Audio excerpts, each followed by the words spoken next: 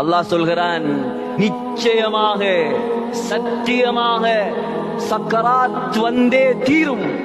உலகத்தில் அல்லாஹ்வை மறுக்கிறவங்க இருக்கிறாங்களா இல்லையா? இருக்கிறாங்களா இல்லையா? அல்லாஹ்வை மறுக்கிறவங்க இருக்கிறான். தெய்வமே இல்லை என்று சொல்றவன் இருக்கிறான். மௌத்தை மறுக்கும் ஒருவனை காட்டுங்கள்.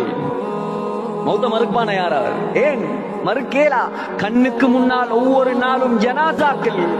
அதான் ஹாரூன் ரஷீதுடைய மகன் சொன்னார் சக்கராத்துடைய நேரத்தில், யா சாஹிபி, ஏ நண்பனே, தோழனே, லா தக்தரிர் பிதனஉமின், உலக இன்பங்களை கண்டு ஏமாந்து விடாதே.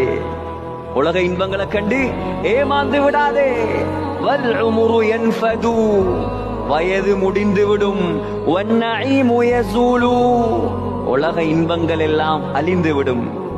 அற்புதமான ஒரு வார்த்தை சொன்னார், وَإِذَا حَمَلْتَ إِلَى الْقُبُورِ جَنَازَةً, ஒவ்வொரு நாளும் நாம் செய்யக்கூடிய காரியம், மனிதனே, நீ ஜனாசாவை சுமந்து கொண்டு செல்கிறாய்.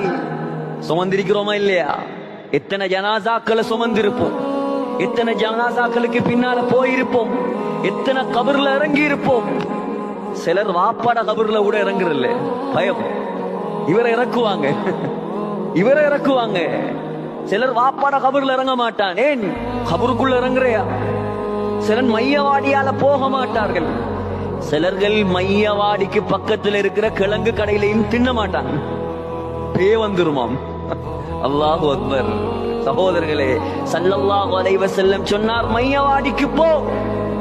முஹம்மது ஸல்லல்லாஹு அலைஹி வஸல்லம் நடு இரவில் எழும்பி மையவாடிக்கு போவார்கள். போவாங்களா? யாராவது போவாங்களா? நடு இரவில் எழும்பி மையவாடிக்கு போய் அங்கே இருக்கக்கூடிய மௌத்தாக்களுக்காக துஆ செய்வார்கள் ஸல்லல்லாஹு அலைஹி வஸல்லம்.